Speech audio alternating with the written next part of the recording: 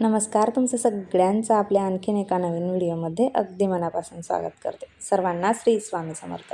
कशा आहात तुम्ही सगळ्याजणी? खूप छान, मस्त आणि मजेतच असणार.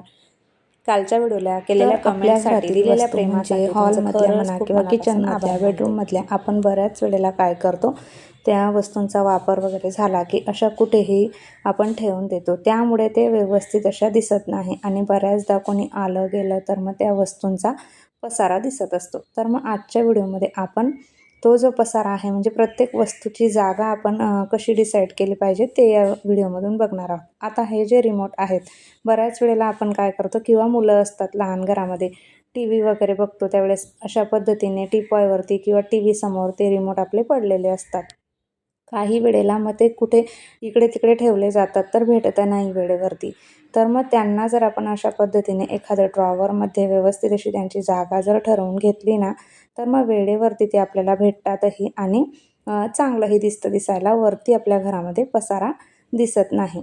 आता हे पुढचं जे आहे ना, ते म्हणजे आपले हे चार्जर वगैरे. आता प्रत्येक घरामध्ये मोबाईल वगैरे असतात, त्याचे चार्जर असतात, ते अशा पद्धतीने लटकवलेले असतात किंवा हेडफोन्स वगैरे असे बरंचसं काय काय आपलं सामान असतं. पिना असतात आपल्या चार्जरच्या, असं बरंचसं काय काय आपल्याला लागत असतं. तर ते चार्जर वगैरे जे आहेत ना, अशा पद्धतीने त्या पिना वगैरे किंवा चार्जर अडकवलेले असतात आणि ते चांगलेही वाटत नाही. तर मग त्यासाठी ना त्यांना जर आपण व्यवस्थित असं हे करून एखादं ट्रे किंवा बॉक्स वगैरे असं ठरवून घेतलेला असला आणि त्यामध्ये जर आपण व्यवस्थित असे ते चार्जर म्हणा किंवा हेडफोन्स म्हणा किंवा कुठल्याही पिना वगैरे हे सगळं जर व्यवस्थित असं ठेवलं आणि एखादी जागा जरी करून दिली किंवा अशा पद्धतीने टीपॉयवरती किंवा साईडला एखाद्या कोपऱ्यामध्ये ठेवून दिली, तर मग ते वेळेवरती भेटतातही किंवा इकडे तिकडे अडकवलेले नसतात. काम झाल्यानंतर आपण परत त्यांना तिथून काढून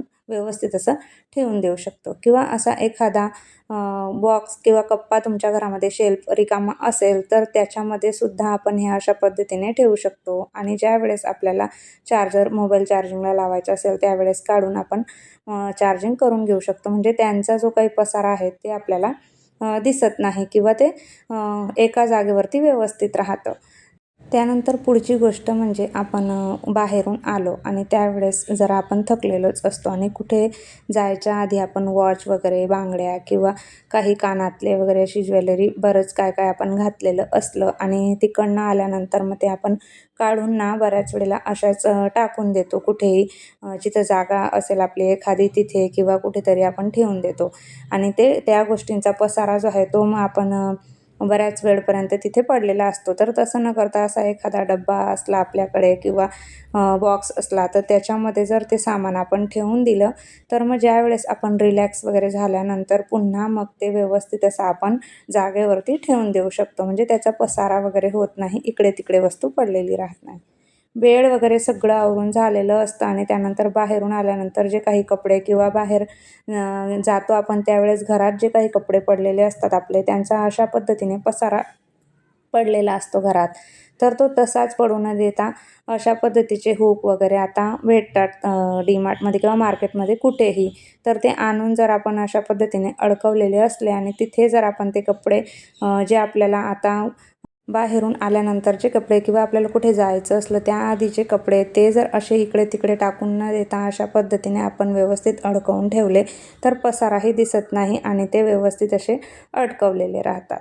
त्यानंतर पुढची गोष्ट म्हणजे एखाद्या वेळेस आपली घाई असते किंवा आपल्याला कुठे जायचं असतं आणि त्यावेळेस 2-3 भांडे जे आहेत ना आपल्या सिंकमध्ये पडलेली असतात आणि त्यावेळेस आपण काय करतो, ती भांडी मग तशीच न ठेवता पटकन अगदी 5 मिनिटातच पटकन धुवून वगैरे ठेवली ना, तरी भांडी मस्त क्लीन होऊन जातात आणि आपल्या किचन ओट्यावरती जो काही पसारा असतो ना तो पडलेला असतो. तर तो आपण बाहेरून आलो की आपल्याला कंटाळाही येतो आवरायचा, कारण एकदाची कामं झाली आणि बाहेरून आल्यानंतर थोडा थकवा वगैरे आपल्याला आलेला असतो.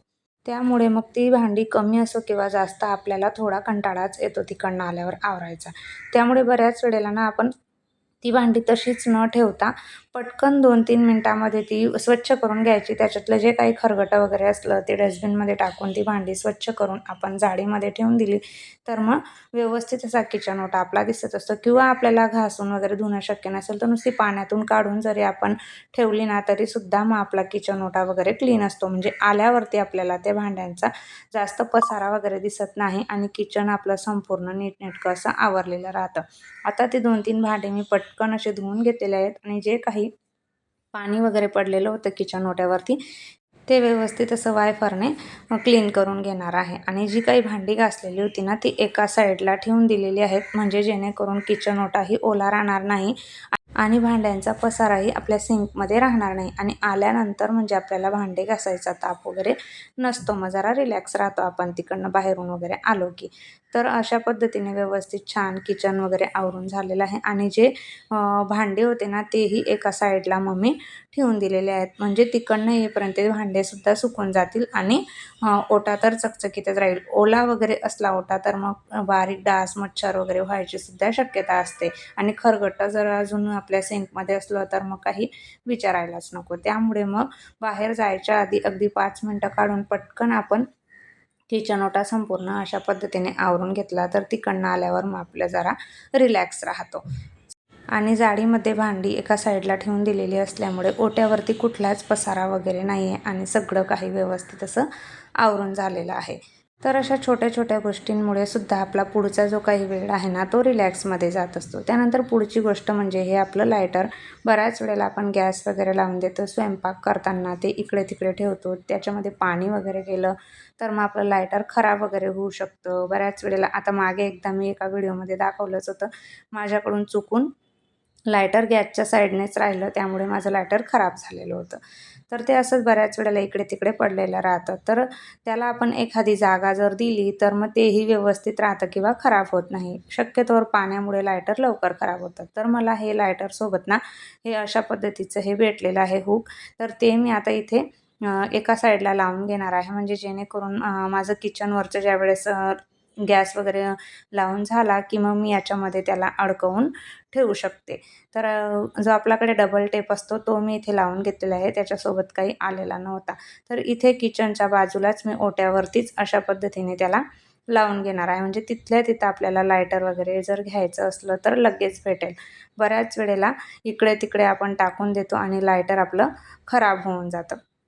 तर अशी एखादी जागा जर प्रत्येक वस्तूची फिक्स करून घेतलेली असली तर मग वस्तू आपली तितकी जास्त टिकतेही किंवा खराब होत नाही. त्यामुळे आता याला एक तिची स्वतंत्र स्पेशल अशी जागा जी आहे ती मिळालेली आहे लायटरला म्हणजे गॅसवर इकडे तिकडे न ठेवता. त्यानंतर पुढची गोष्ट म्हणजे मुलांना रात्री बऱ्याच वेळेला अभ्यास वगैरे करतात आणि तो जो काही पसारा आहे ना तो तसाच पडू देतात.